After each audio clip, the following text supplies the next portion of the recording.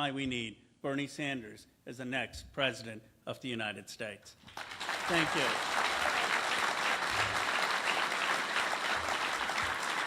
I'm now going to introduce our next co-chair, Ben Cohen. Is Ben is supposed to be coming out. There he is. Ben Cohen.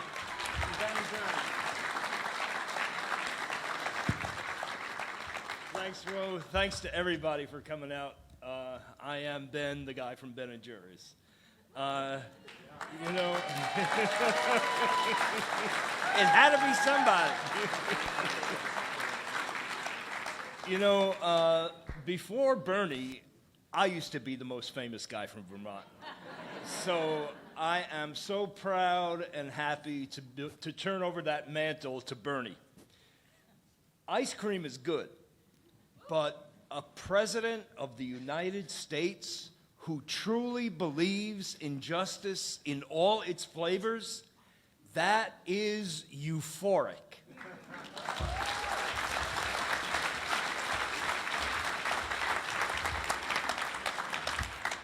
You know, euphoria is a high-minded word, but the reason why Bernie will be able to transform Washington is that he's down to earth.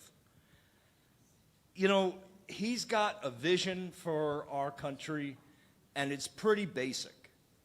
What would America be like if it was set up to benefit regular, everyday people instead of big corporations?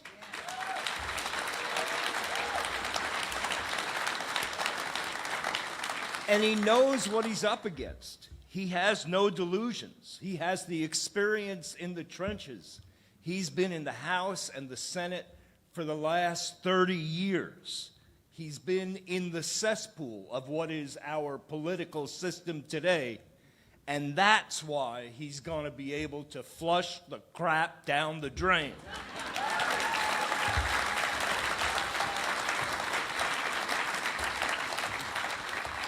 You know, I don't see Bernie as a politician in the normal sense of the word. He is a fighter for justice, social, economic, and racial, and he uses politics as a means to that end. You know, before Bernie, I never had a mayor that represented my values, or a congressman, or a senator. And I just can't tell you how good it feels. So I want to give you a taste of what's gotten me so excited about seeing this guy in the White House. For the last 40 years, I've been Bernie's constituent. I've seen how steadfast and determined he is and how focused he is. And for the last 4 decades, he has worked consistently to improve the quality of life for regular, everyday people and those who are oppressed. You know, it's presidential political season. You're going to have loads of guys coming by and saying lots of really nice, sweet, pretty things. But this is a guy who has walked the talk and walked it for the last 40 years. In 1980, when Ben & Jerry's was just starting out, Bernie won an improbable victory over a long-term, Democratic, old crony, good old boy politician, and he became my mayor when he won by 10 votes. His first act was to shut down plans to privatize the shore of Lake Champlain with expensive, high-end condominiums. And what he did is he went to those developers and he said, no, there's such a thing as public access, and Bernie was able to fight him and turn that land into what is now a public park with the shore open to all of Burlington.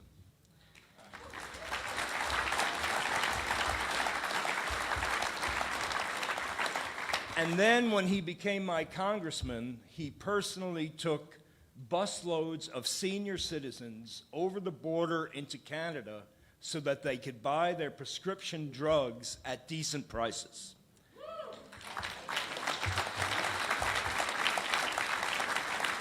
He voted against NAFTA before being against NAFTA was cool. He voted against going to war in Iraq twice.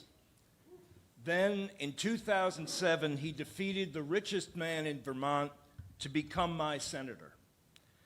As senator, he worked together with conservatives to force what became the first ever audit of the Federal Reserve.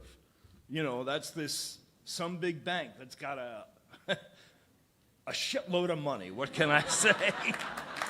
And that audit discovered that they had given $16 trillion in ultra-low interest loans to Wall Street banks after the collapse in 2008, and that there were many conflicts of interest. Then he led a successful effort to stop the so-called chain CPI, which would have cut benefits to people who get Social Security and to disabled veterans. And last September, Bernie introduced the Stop Bezos Act. That stands for Stop Bad Employers by Zeroing Out Subsidies. And it requires large corporations that are paying lousy wages to reimburse the government for the food stamps and the Medicaid benefits that their employees need in order to get by. A month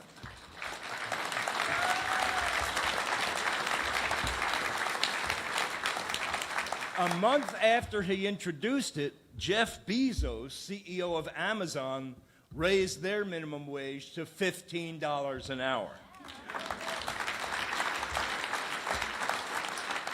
And now, in this highly divided political situation that we find ourselves today, it was Bernie who was able to pull together Republicans and Democrats to pass a resolution in the House and the Senate to get the U.S. out of this war in Yemen. You know, that was a good thing. When Bernie ran for president the first time, and he said that he wasn't going to take any big money, I thought it was a mistake. I thought that he would never be able to raise enough money to run a credible campaign. And then I came to understand it.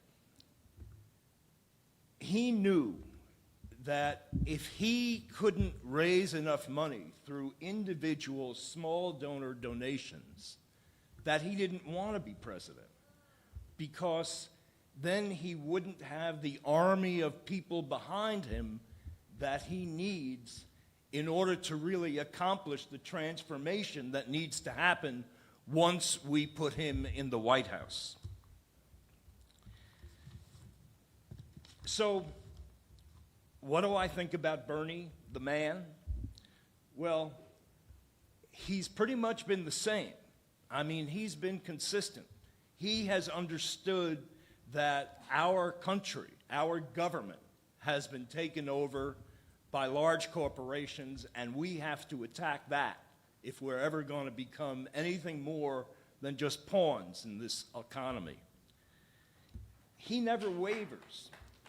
He has a clear vision. He has a vision for how to make America kind again. And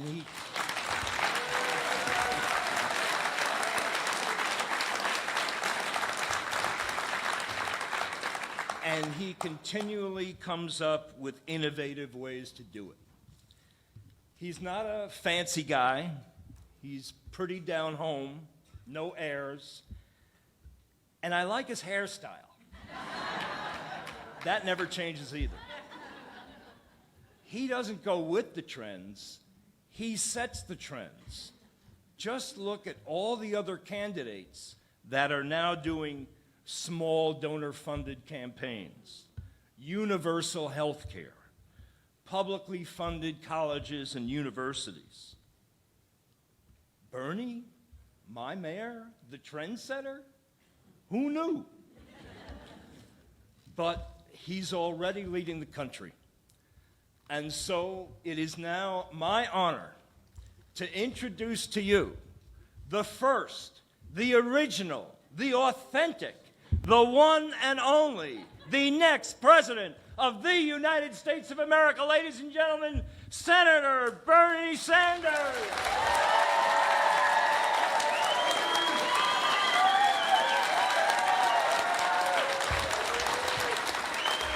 Thank you. Thank you very much. Thank you, Spencer.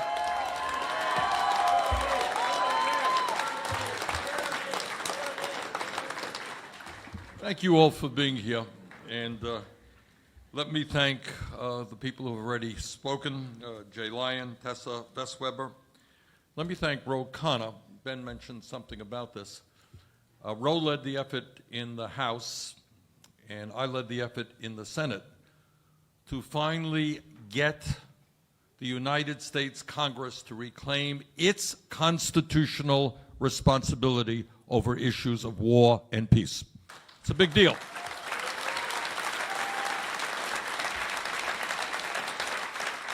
For a very long time, as all of you know, on the Democratic leadership in the White House, on the Republican presidents, Congress has allowed the president to determine when our troops are placed in harm's way.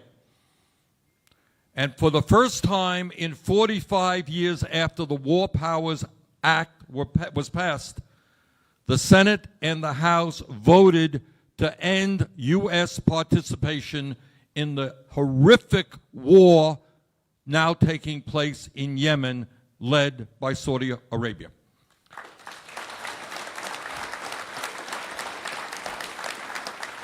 Unfortunately, Trump vetoed that bipartisan resolution, but we will be back again. In Yemen right now, I want you all to know, we're talking about a United Nations report which tells us that 85,000 children have already starved to death. And if this war continues, we're talking about 200,000 people dying by the end of the war, all to advance the ambitions of Mohammed bin Salman, the dictator in Saudi Arabia. The United States should not be part of that war, and I will continue to do everything I can to get us out of that war.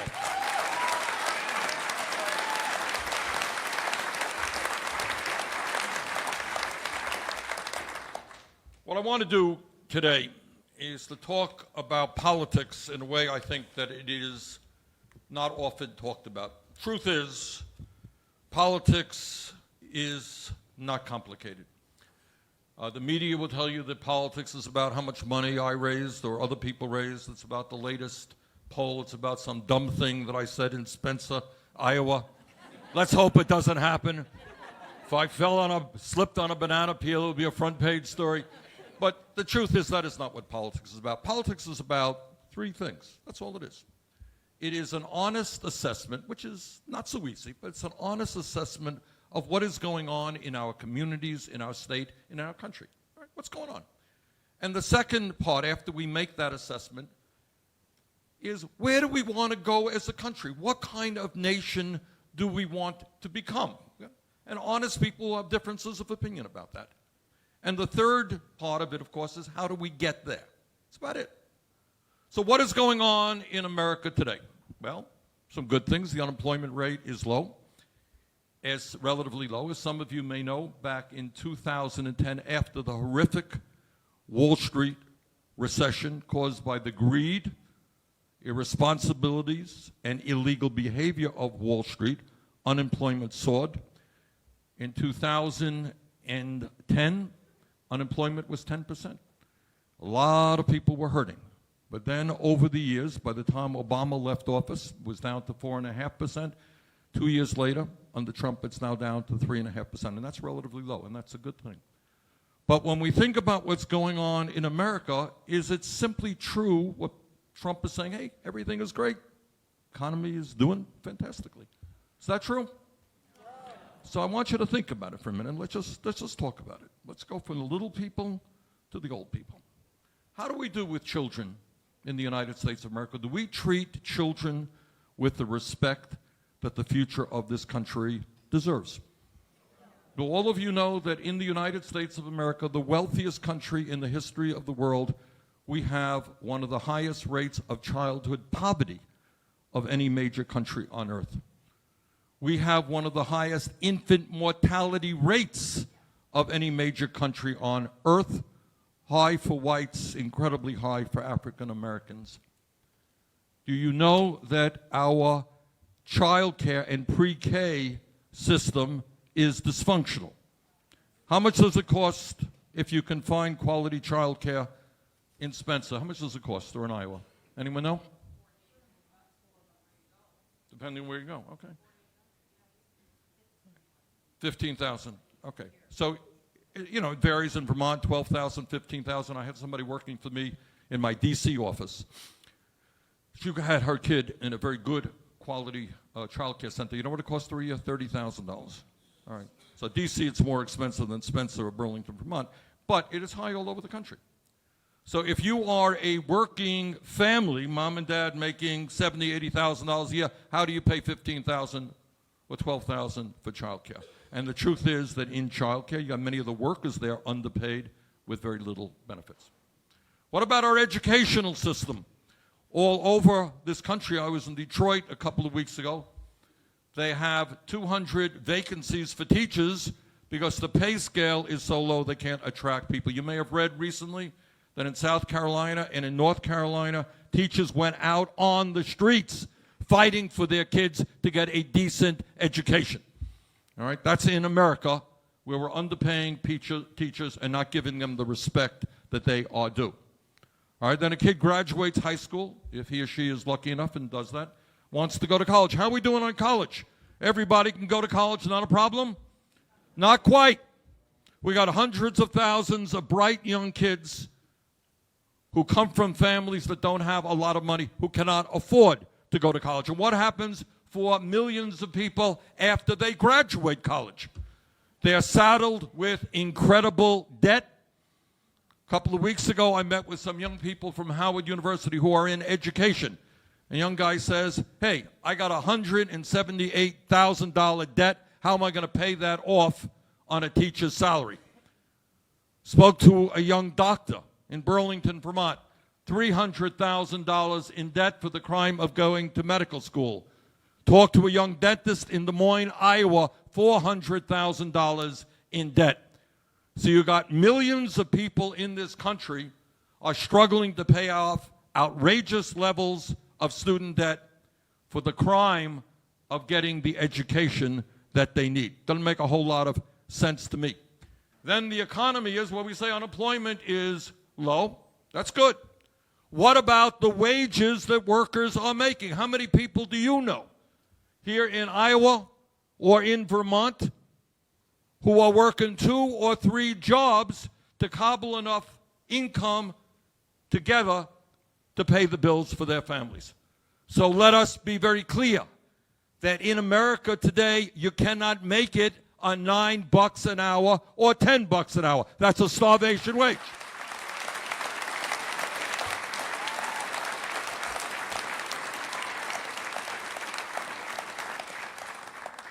And let's talk about the fact that half of the families in America today, unbelievably, are living paycheck to paycheck. And I see some heads nodding. And what paycheck to paycheck means is that if your car breaks down, you may not have the money to fix the car. And if you can't fix the car, you can't get to work. And if you can't get to work, you get fired. If you get fired, you can't take care of your kids. Millions of people are worrying how they're going to pay the light bill, how they're going to put gas in the car. You got millions of people in America today paying 40, 50, 60% of their limited incomes on housing, putting a roof over their heads. All right? And you talk about older workers. You got 40% of older workers in America who have no savings as they approach retirement. All right, now you think about why we are such a stressed out nation. I go all over the country and I see stress on many people's faces. And the stress is they are worrying what is going to happen. How are they going to survive? So if you are 60 years of age and you got nothing in the bank and you're going to be retiring in 5 years, you know what? You have a right to be stressed out. Right? And then on top of all of that, everything being equal, despite huge increases in productivity and an explosion in technology, guess what, young people? The likelihood is, unless we turn it around, your generation is going to have a lower standard of living than your parents. You're leaving school more in debt. The jobs you get will, in many cases, in real dollars, pay less. Harder for you to find affordable housing. And then when we talk about what's going on in the economy, please understand, and they don't talk about this too much on TV or in the papers, but understand that income and wealth inequality in this country today is worse than at any time since the 1920s. What does that mean? What it means in America, and I want you to appreciate this and deal with this and tell me, in your own hearts, whether you think this is what America is about. Today in America, 3 families own more wealth than the bottom half of the American people. That's 160 million people down below, 3 families on top. Today in America, the top 1% owns more wealth than the bottom 92%. Today in America, while people in Iowa are working 2 or 3 jobs, 49% of all new income goes to the top 1%. Today in America, the CEOs of large corporations make 300 times what their workers make. Today in America, the top 25 hedge fund managers make twice as much income as 340,000 kindergarten teachers in the United States of America. So we got an economy, and Trump is right when he says that the economy is doing well. But it is doing really, really well for the people on top. And what this campaign is about is to create an economy that works well for all of our people, not just the 1%.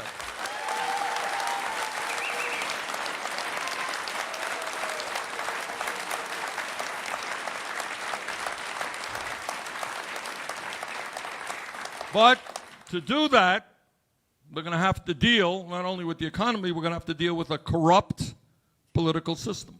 Now, what does that mean? In Vermont, we have town meetings every year. Have had them for almost the beginning of the history of our state. And that means that once a year, people come together and they argue about how much money they want to spend on the schools, how much money they want to spend on the roads, how much money they want to spend on local government. They argue it out. People raise their hands and majority wins, and that's it. Well, what you got in America today is not one person, one vote. You got a corrupt political system which was made worse as a result of this disastrous Citizens United Supreme Court decision, which we are going to overturn.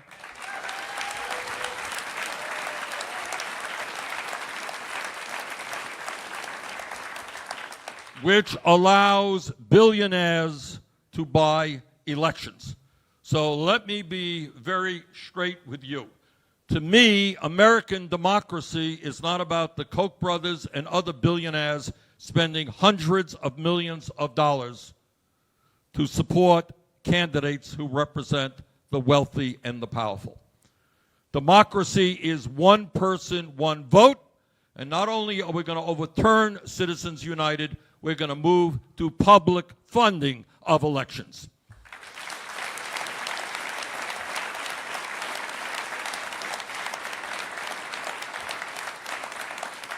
And we are also going to end the outrageous kinds of gerrymandering we're seeing all over this country. And I say this almost every day, and I'll say it again. We are going to end this cowardly voter suppression that Republican governors are doing all over America.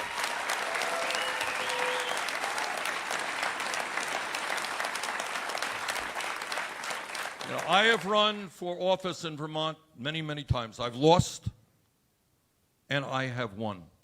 But it has never occurred to me, and I think most candidates, to sit down and say, okay, I'm strong in this part of the state, or I'm weak on that part of the state, or these people will vote for me and these people won't. How can I keep people from voting who will vote against me? But right now, what you got in New Hampshire, Republican legislature and governor, making it very difficult for young people to vote.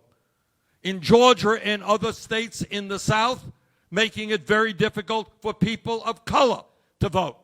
In Tennessee, right now, making it hard for people to do voter registration. So I say to those Republican governors, if you don't have the guts to participate in free and fair and open elections, get the hell out of politics and get another job.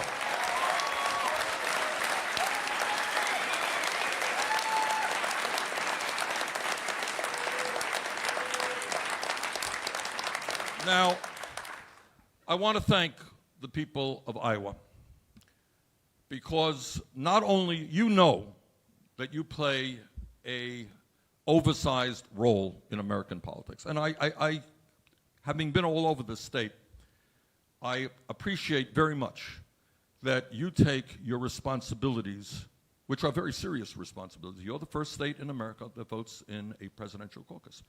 And I have been deeply impressed by people, no matter who they may be voting for, that they take that responsibility seriously. They're trying to understand where candidates are coming from and cast the best vote that they can.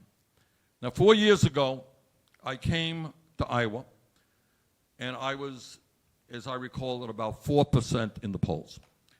And I think it is fair to say that most people in Iowa had never heard of the junior senator. Yes, I am the junior senator from Vermont. Pat Leahy is older than me. And what I then began to do is go all over the state, And we ended up doing, as I recall, about 112 meetings like this, some larger, some smaller. And we ended up speaking to about 73,000 people in the state of Iowa. We came into Iowa at 4% in the polls. On caucus night, we ended up with 50% of the vote.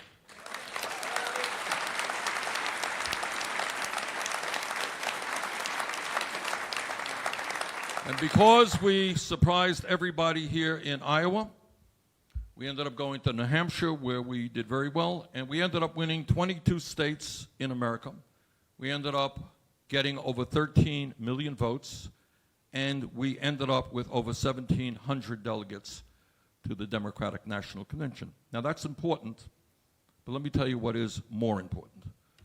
When I came into Iowa and I started talking about the platform that I was running on, what I thought we had to do as a nation, my political opponents, and they are and were legion, said, Bernie, you're a nice guy, but you're crazy. Nobody in America agrees with your ideas. You're an extremist. You're way, way, way out of touch. People of Iowa, people of America. And, you know, newspapers, editorials said, Bernie, nice guy, but, you know, no one believes what he's saying. And what Iowa showed in that very first caucus, and enormously important, that the ideas that we were talking about were not extreme, were not radical, but were precisely what the American people wanted to see. Thank you, Iowa.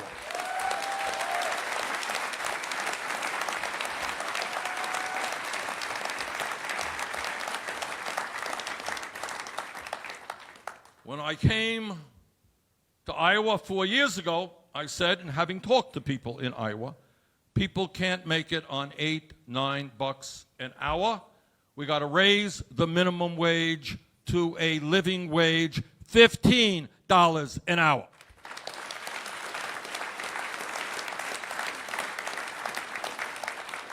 And I was told, Bernie, that is just too crazy. You know, the minimum wage nationally is $7.25. What is it here in Iowa now, $7.25? Okay. You're talking about doubling the minimum wage. It can't be done. Maybe $8, maybe $9. How are you going to raise the $15 an hour? Well, it turned out that that is exactly what the American people over a period of 4 years wanted to see, and I'm happy to tell you that 6 states in this country have already passed legislation moving to $15 an hour.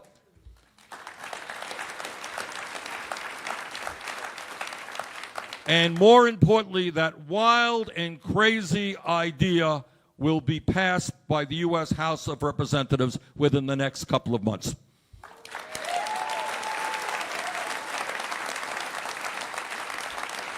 And by the way, when that bill passed, which will be passed in the House, comes to the Senate, I need your help big time, because I've introduced the companion bill in the Senate.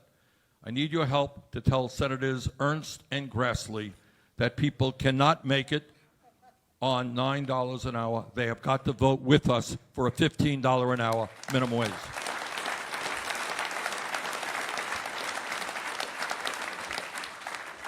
And then I said, oh, and this is something, you ready for something really radical? I don't want you running out the door. There's people in the way there. Okay, here's what I said.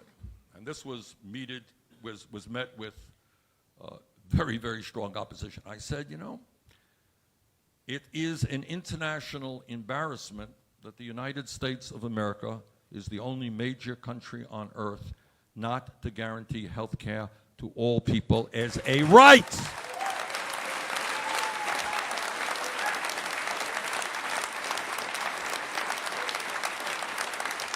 And I was told that this is un-American, it's not the way we do it, because I was told everybody loves the insurance companies. Oh my God. Imagine that, United Healthcare. Oh, wow. We love the insurance companies. And Bernie, why are you trying to move toward a Medicare for all? Well, 4 years have come and gone. And poll after poll shows, in fact, that the American people support a Medicare for all single-payer system. Thank you, Iowa, for helping us.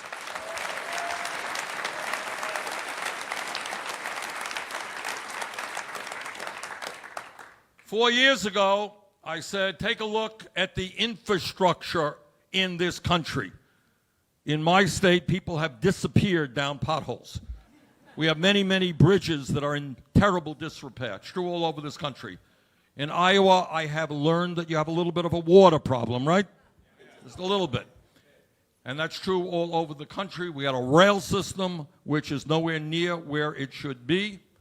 And when I talk about infrastructure, I talk about affordable housing as well. And I said, let's spend $1 trillion to create 15 million jobs rebuilding our infrastructure. And I was told, once again, $1 trillion. Wow, can't be done. Now I find myself, you heard Ro Khanna say they're now talking about $2 trillion. All right, and that's good.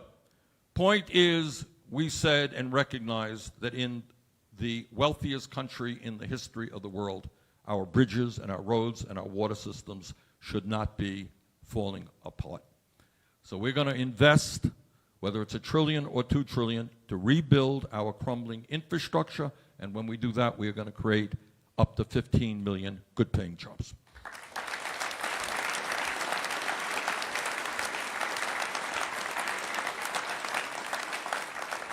When we talk about what makes a nation great, it is not, in my view, the number of billionaires that we have. It is not, in my view, the number of nuclear weapons that we have. It's how we treat the most vulnerable people in the society, and that is children, and that is the elderly. Unbelievably, or I should not use the word unbelievably anymore. Nothing is unbelievable in today's world. But we have Republican leadership who, after giving $1.5 trillion in tax breaks to the top 1% and large profitable corporations, they have concluded that they're now worried about the deficit, and the way they're going to deal with the deficit is cut Social Security, Medicare, and Medicaid.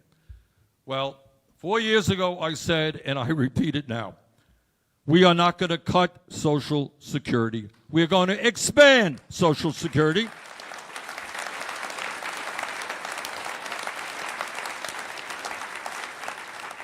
Twenty% of seniors in this country are living on Social Security benefits, total income of less than $13,500.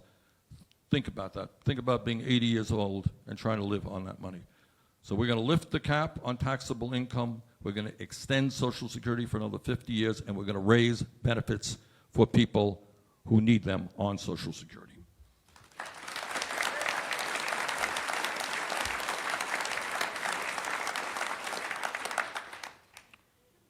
Four years ago, during the campaign, I think it was in 2016, I was on a national TV debate. And the moderator asked the candidates what they thought the great national security issue facing the country was. And I think almost everybody thought that I would say, well, it's ISIS or it's Al-Qaeda. And those are very serious threats to our country. But I said that the greatest national security threat that our country faces is climate change.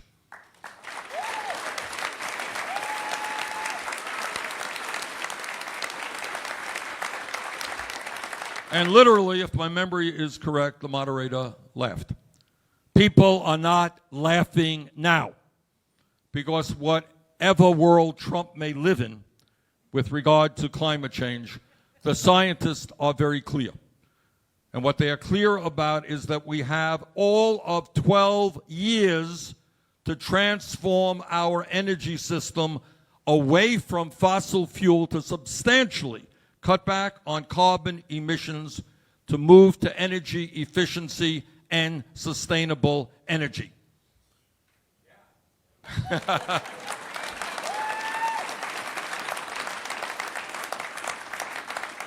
And my friends, you know, this is not, in a sense, a debatable issue. It's not what, well, maybe yes, maybe no.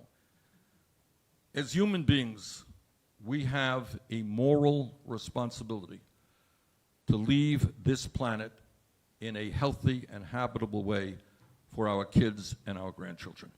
This is not an option. This is what we have got to do.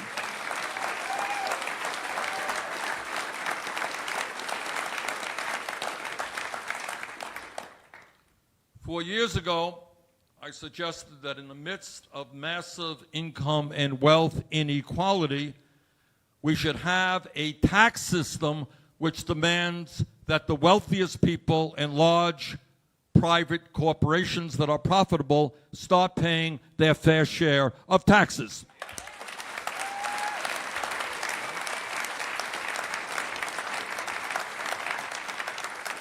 Anybody here happen to know how much Amazon paid in federal income tax last year? You got it. Amazon is owned by the wealthiest guy in America, worth about $150 billion. Paid nothing, Amazon paid nothing in federal income tax, but it's not just Amazon. Dozens and dozens of other major corporations also paid nothing in federal income taxes. So let me say to Mr. Bezos and to the owners of other major corporations, those days under a Sanders administration will be long gone. You are going to start paying your fair share of taxes.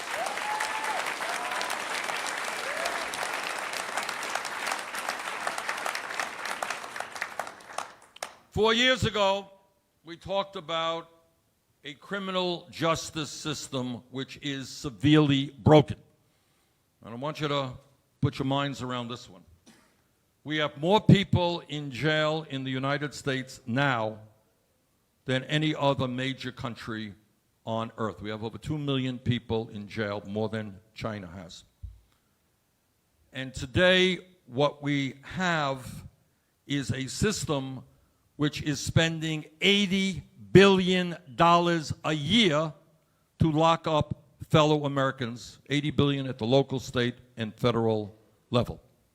Meanwhile, we have kids who are dropping out of school, kids who are hanging out on street corners, who do not have the skills or the education to do the jobs that are available to them. So are you ready for me to repeat a radical idea that I said 4 years ago? All right, here it is, another one. You ready for this one? All right. Maybe, just maybe, we should invest in our young people in education and jobs.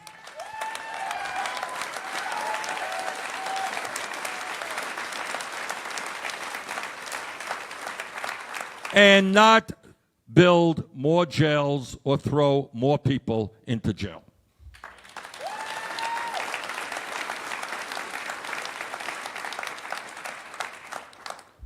In terms of an issue that is getting a lot of attention, we have a president of the United States who, for his own demagogic and political reasons, is choosing to demonize immigrants.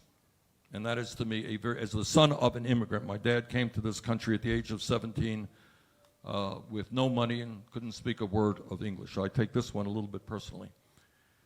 Instead of demonizing immigrants, I believe that we should move toward comprehensive immigration reform and a path toward citizenship for the 10 million undocumented.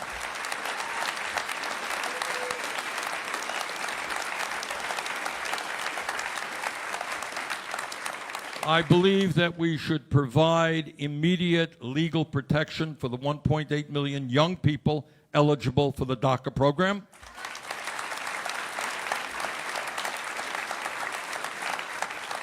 And I believe that we should have a humane border policy for those seeking asylum. America is not and must never be a nation that snatches babies from the arms of their mothers.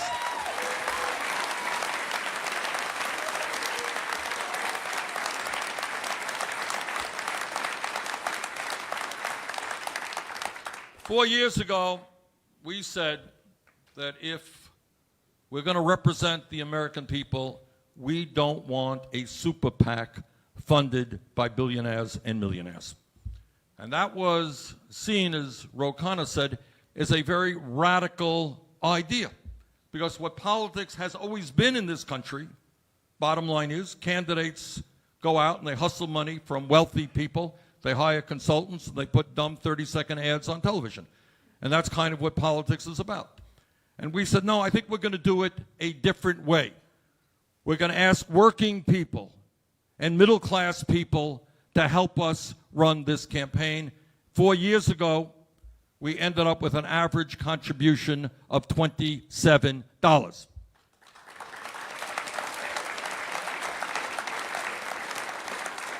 And we showed the world that you can run a serious campaign without begging wealthy people for campaign contributions. And I'm happy to tell you that many of my opponents in the Democratic primary understand that as well. So we've made some real change in that. 4 years ago, I was a little bit concerned that before the first vote was cast here in Iowa in the Democratic primary, my opponent of that time already had 500 superdelegates lined up in support of her. I thought maybe that is not really the way we should do politics in the Democratic Party. And I said, you know, maybe superdelegates, the wealthy, the campaign contributors, the inside the beltway, power guys, maybe they should not be the people influencing in the kind of way they do who the next president of the United States is.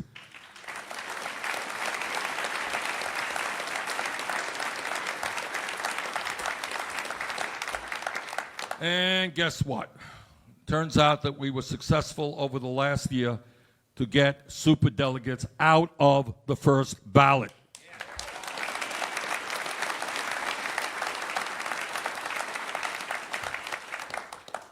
So my point here is that whether the issue is criminal justice and the movement to decriminalize and legalize marijuana, whether it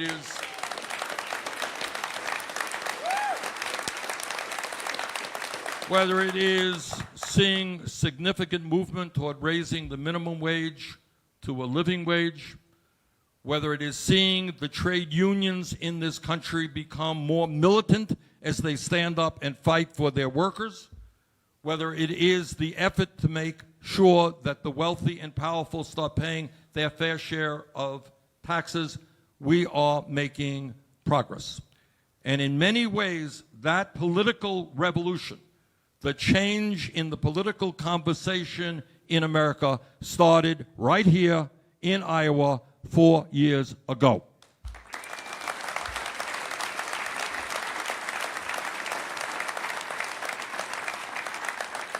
Four years ago, we began the political revolution. I am here today to ask you to travel with me down the road so that we complete what we started 4 years ago.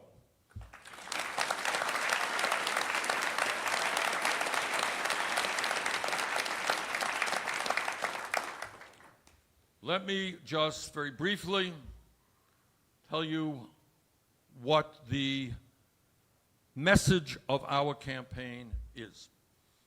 It is us, not me. What does that mean? Is that just a bumper sticker, or is it something deeper than that? Tell me, but what do you think it is? What does it mean? Stand up. We all need to come together and work together to get what we want for our country. Good.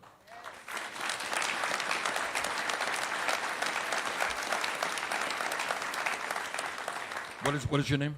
Michelle. All right. What Michelle said is true, but I'll tell you something else about it. Who else wants to add to that discussion? Yes, ma'am. Somebody that you used to know said, we all do better when we all do better. Yes? It was Paul Wellstone, wasn't it? Yeah.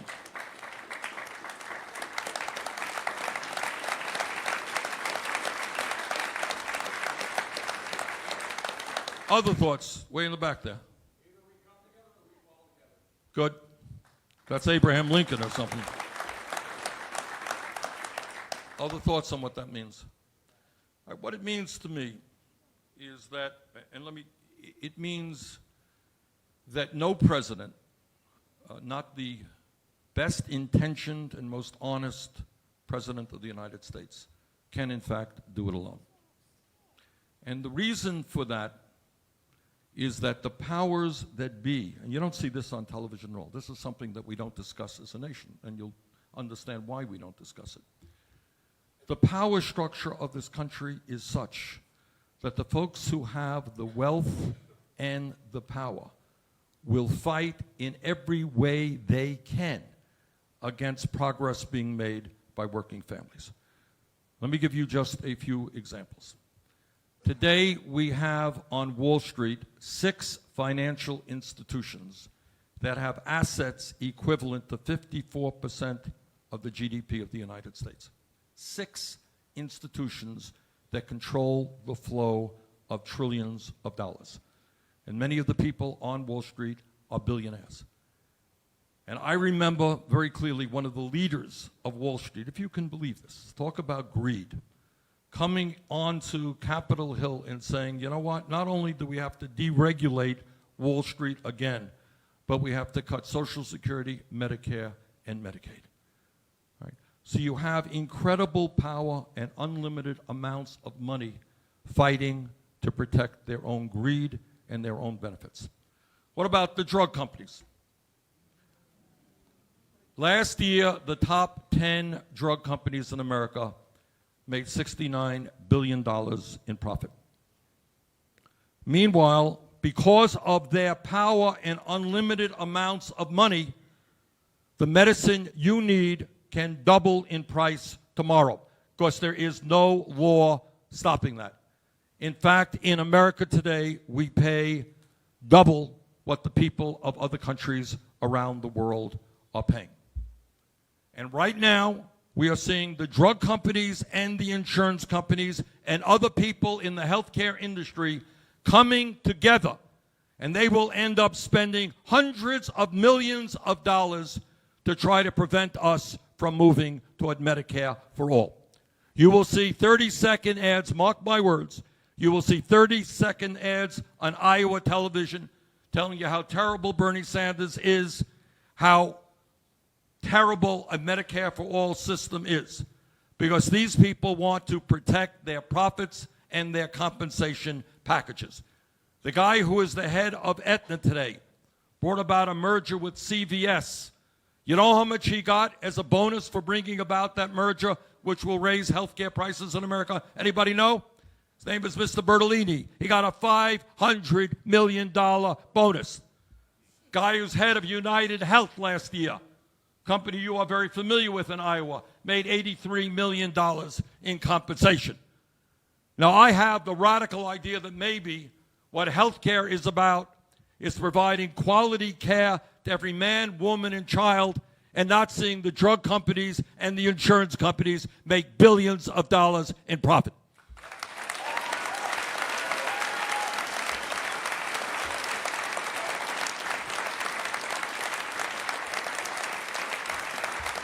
And by the way, as somebody who knows the pharmaceutical industry extremely well and knows their greed, we are going to lower prescription drug costs in this country by 50%.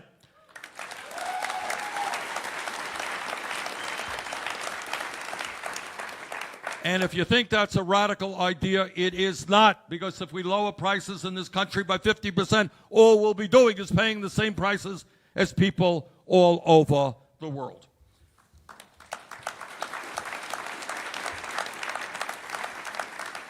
So the message of us, not me, means that the only way we bring about the change that this country needs, and that is decent paying jobs.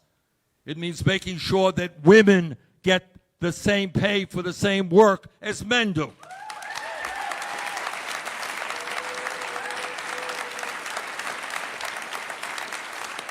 It means having a universal, affordable child care system. It means making public colleges and universities tuition-free and reducing student debt. It means transforming our energy system away from fossil fuel.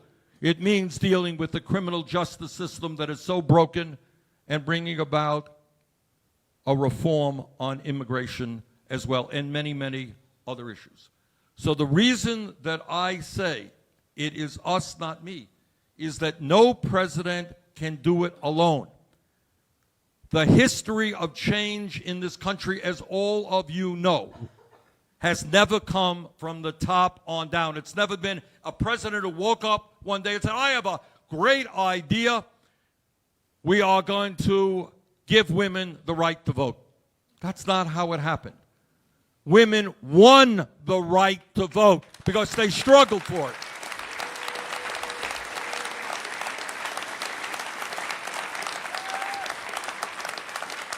And no president said 100 or 150 years ago that we are going to allow workers to form unions.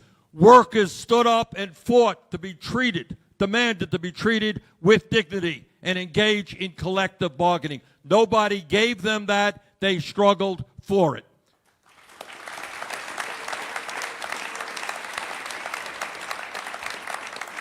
And it's the same thing with the civil rights movement, where millions of Americans, black and white, stood together to end segregation and demand that everybody in this country, regardless of the color of his or her skin, has the right to vote.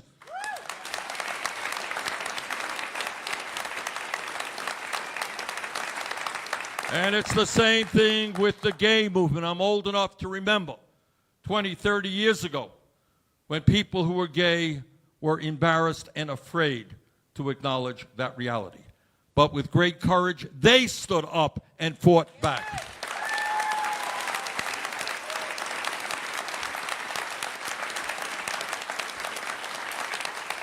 So what I am saying today is that I am not running for president just to win.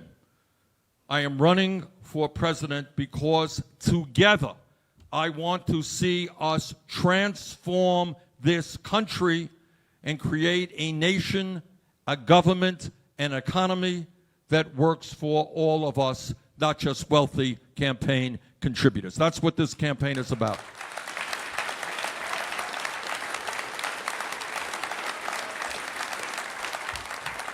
Okay.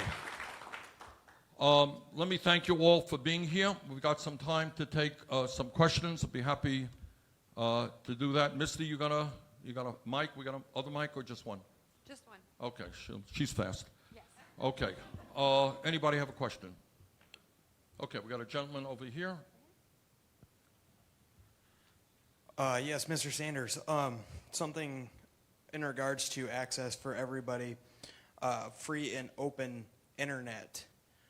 With the damage that Ajit Pai has done, what would you do to help rectify that so that internet corporations don't have that access to provide fast lanes to people, charging people more money for the same quality and speed of service, especially in an age of technology where internet is vital to everyone?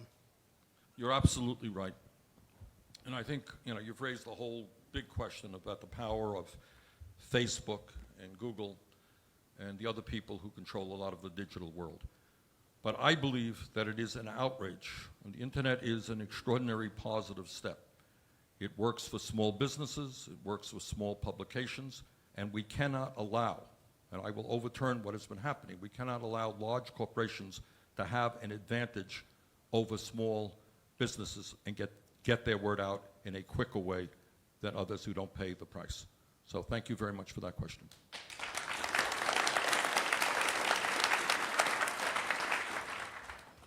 Ma'am, right here, yeah. Hi, my name is Rebecca, and I'm actually a mental health care provider and social worker in town. And And you're very popular, Rebecca. thank you. Yeah, there's not a lot of options anymore, unfortunately. But May is actually Mental Health Awareness Month, and in particular in our rural community, I've been really alarmed and concerned about the number of suicides and the depression rates for our farmers. Wondering what your thoughts and plans are to address that. Well, thank you very much, and thank you for the important work you're doing.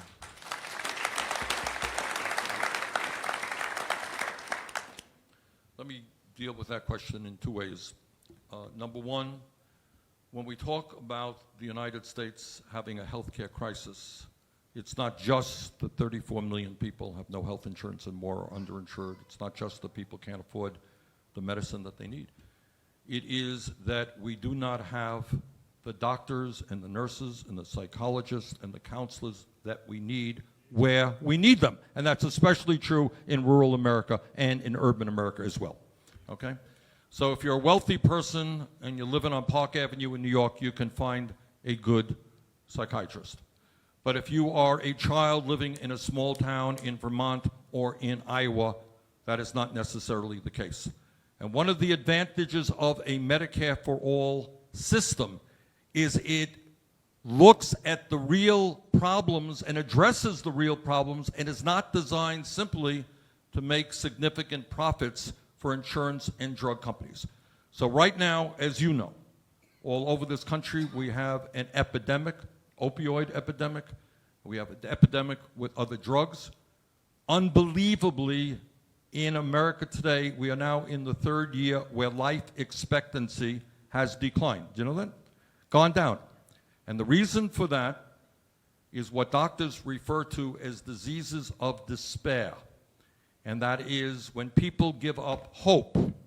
And this is happening right now in the farm community, where family farmers are being driven off the land by large agribusiness conglomerates. All right, so you're seeing farmers in this state, and in the state of Vermont, we have the same problem. We're a dairy state, and we're losing farms every week, and it is a real tragedy. And what you're seeing is farmers being driven off the land, young people without any hope turning to alcohol, drugs, and even alarming rates of suicide. So what we have got to do is make sure that people who need counseling get the counseling that they need.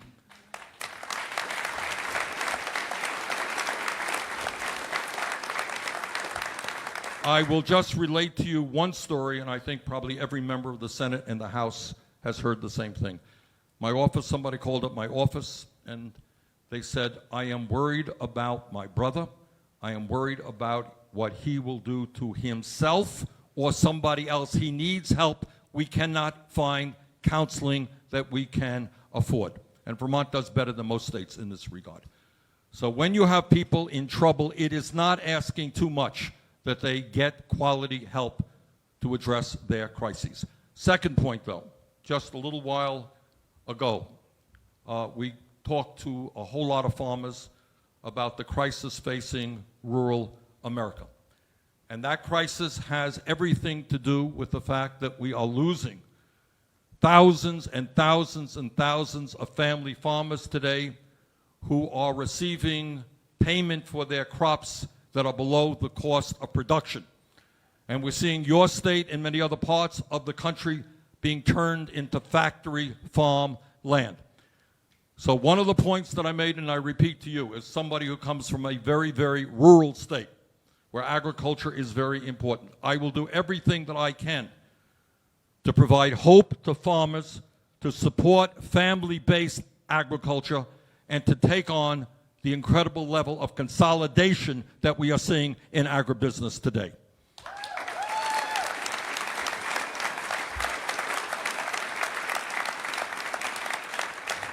Woman right here. Senator, I really appreciate your coming to Spencer, Iowa, but I have to confess, I live 2 blocks north of the Iowa border. All right. I think we'll let you stay nonetheless. I'm a physician, and I am really concerned about what is happening today with the Affordable Health Care Act. We're all concerned about the next election, but what can you and your colleagues do to halt the decimation of this act? I have not 1, not 2, not 3, but 4 pre-existing conditions. Thank you very much. Thank you for your work.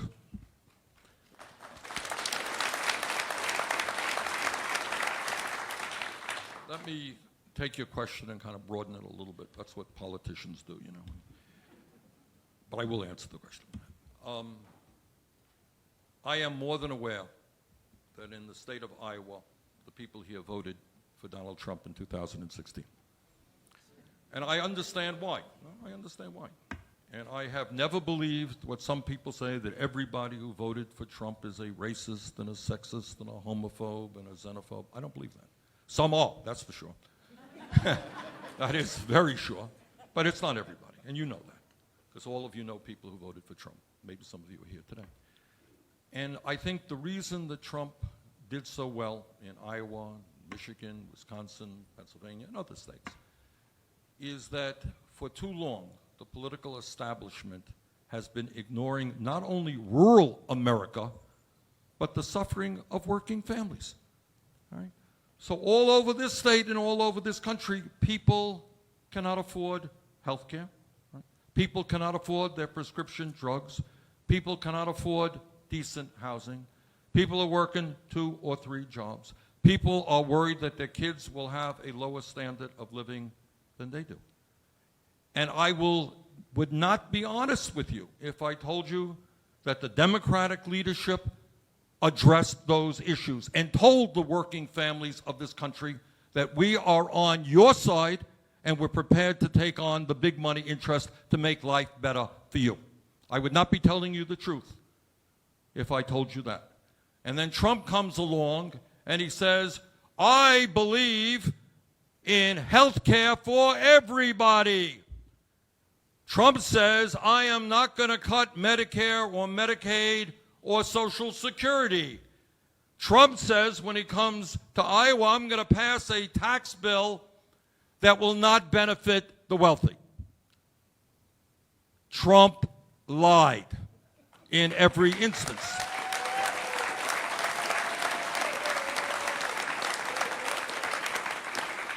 Now, to get to your question, Trump and the Republican leadership tried to repeal the Affordable Care Act. Is the Affordable Care Act perfect? No, it is not. And that is why I'm fighting for a Medicare for All single-payer program. But the Affordable Care Act did bring millions of people into health insurance coverage. And it did finally do what any sane system does and say that you will be able to get affordable insurance even if you have cancer or heart disease or diabetes. Think about it. That an insurance company say, oh, you have a history of breast cancer? Of course we're not going to insure you because we can't make any money out of you. It might recur again. How absurd is that? So we put in language to protect people who had pre-existing conditions. And we said to families that if your kid is under 26 years of age, you will be able to get the insurance that the family has. What the Republicans attempted to do and came within one vote, and that vote was cast by the late John McCain. One vote.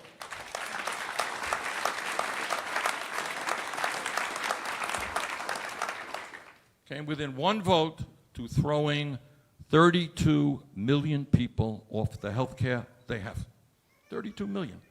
Doing away with pre-existing conditions, leaving the kids who are 20 and 21 out on their own, raising premiums for seniors. It is beyond my comprehension how people could sleep at night after voting to throw 32 million people off the health care they have. And they have no program. Ask them, what's the Republican leadership program? They got nothing. The best they can come up with is some junk insurance program, which says, yes, we're going to make sure that you can get insurance at an affordable cost. Only problem is it doesn't cover anything. It's a junk insurance plan, and it certainly will not protect people with pre-existing conditions. So we will do everything that we can, and I think it is clear we have the votes. The House obviously will not support that, so rest assured right now. But Trump doesn't give up. He's back again saying that he wants to repeal the Affordable Care Act and throw 32 million people off of health care. So I say to the people of Iowa, I can understand why you voted for Trump, because he said a lot of things that actually made sense. But unfortunately, it turns out that we have a president, and it gives me no pleasure to tell you this, who is a pathological liar. Okay?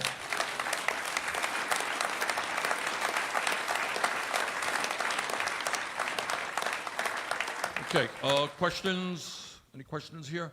Okay, you got a gentleman right there. Senator, I'm very sorry if I sound nervous, but there's a situation in America and across the world where people go to school or go to work and they threaten possibly even their lives with all the news of bombings and shootings that happen. And I go to school here at the Spencer High School, and almost every day I go into school fearing for my life that someone might walk in one day and decide to take that away from us. What do you plan to do about that? Thank you.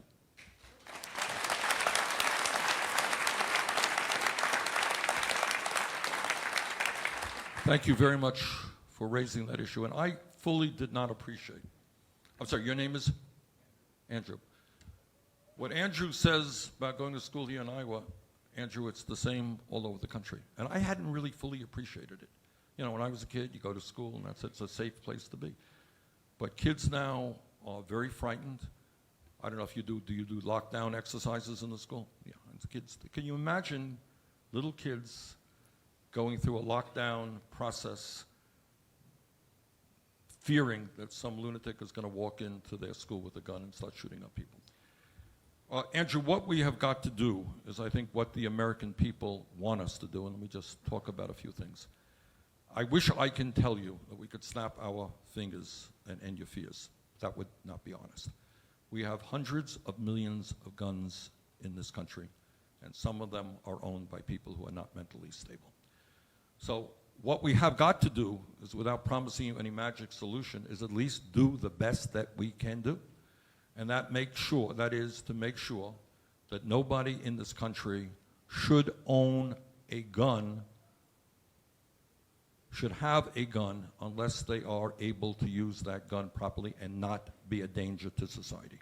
And that means expanding background checks. Not a radical idea.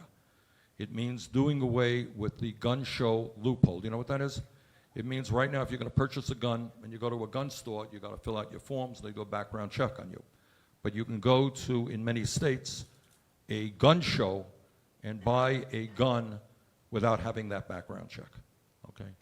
It means doing away with the straw man provision by which you can legally purchase guns, a lot of guns, and then start selling those guns to people who should not be having those guns. In my view, this is a controversial perspective, I believe we should ban assault weapons in this country.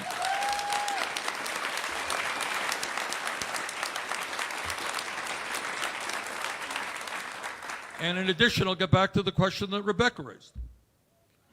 And that is, if people are homicidal, we need to know about it, and we need to make sure that they get the treatment that they need and that they are under observation, so that we don't have people, one day doing a terrible thing in a school or anything else. So this is a problem, and I thank you for raising it. When we talk about gun violence in America and mass shootings, I think sometimes we underappreciate what this has done to the young people of this country and the fears that they have. Kids should go to school feeling good. They should concentrate on their education and their socialization. They should not have to be worried about some lunatic walking in and shooting up the school. So.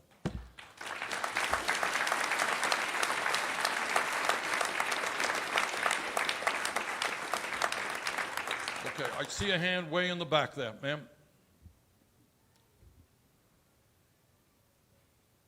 My name is Beverly, and I'm on the fence as far as you or Biden. And I liked what I heard today. How are you different than Biden? What does he offer? Let me answer that in a couple of ways. Okay. Joe Biden is a friend of mine, and we worked together on some issues when he was vice president under President Obama. So I like Joe. And I want to make this point, that I hope very much, and I believe it's the case, that the many, I think we're up to 20 Democratic candidates, will disagree on issues. That's what an election process is about. You have to hear what candidates say, what they've done with their lives, where they want to take the country, and you make your judgment. But I hope very much, and I believe it will be the case, and I say this as somebody who not only knows Joe Biden pretty well, but who knows many of the other candidates quite well. Many of them are personal friends of mine who serve with me in the Senate. They're friends, and they're good people. And I think what we have got to show the world is that we can run a serious primary process without trying to destroy each other, without character attacks.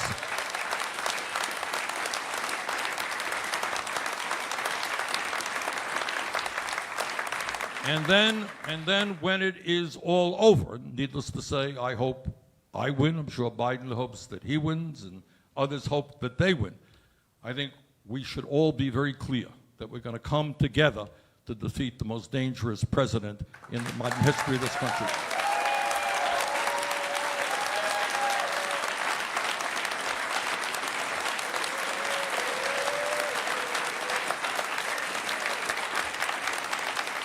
And I think you're going to see that.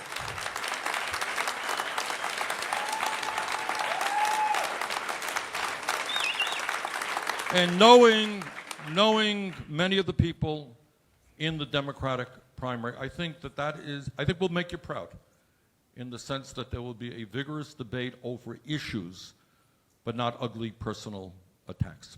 Now, let me just say a word about Joe Biden. And this is all that I'll say, and this is part of the record. There's nothing that you don't know probably already. I think that the trade policies that we have had in this country for several decades now have been disastrous for American workers and for farmers. And I helped lead the effort against NAFTA, which I thought would be a disaster, drive wages down. And I helped lead the effort against permanent normal trade relations with China.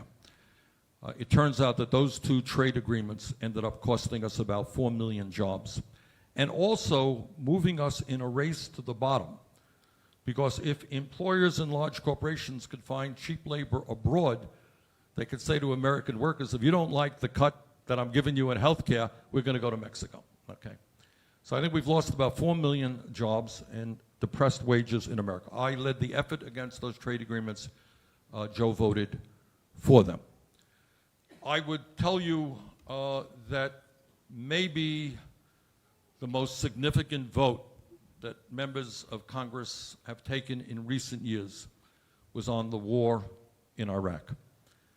I have to tell you that I did not believe what Dick Cheney and George W. Bush were saying. I thought that they were lying. And I thought that us getting involved in that war would lead not only to the loss of significant American lives, and thousands of brave men and women have died. Not only have tens of thousands suffered post-traumatic stress disorder, but that it would bring mass dislocation in the region. And sad to say, I was right. So I helped lead the effort, did everything that I could. Go to YouTube and hear what I had to say on the floor of the House with regard to the war in Iraq. I voted against it. Joe voted for it. I voted against the Graham-Leach-Bliley bill, which deregulated Wall Street and which allowed mergers to take place, which many economists believe resulted in the terrible recession as a result of the Wall Street crash. I voted against it. Joe voted for it. So I don't want to go on and on. Joe is a very decent guy. He's a friend of mine. We have differences of opinion, and you all will make your own decisions. All right, last question. Yes, ma'am.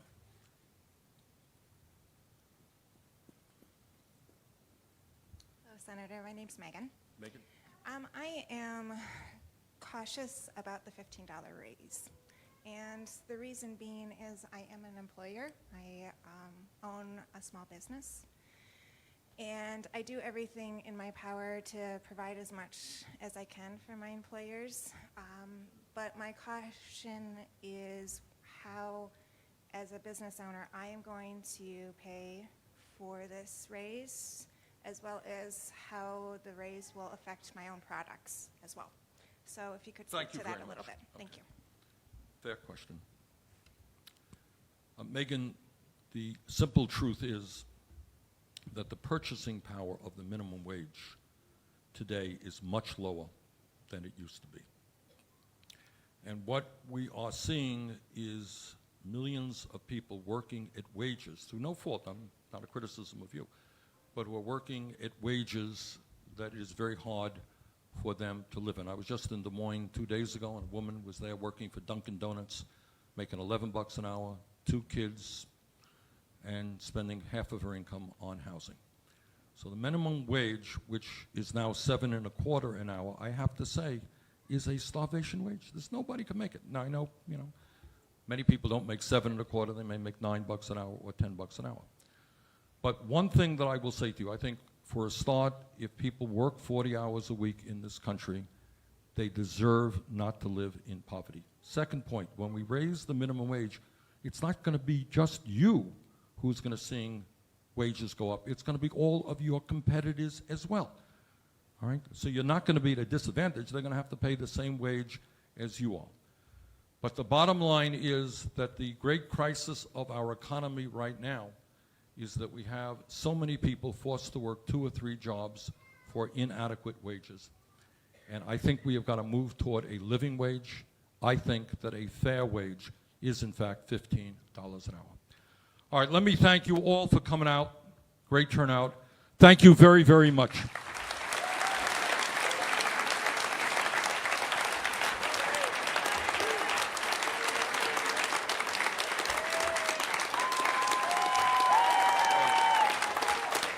Thank you.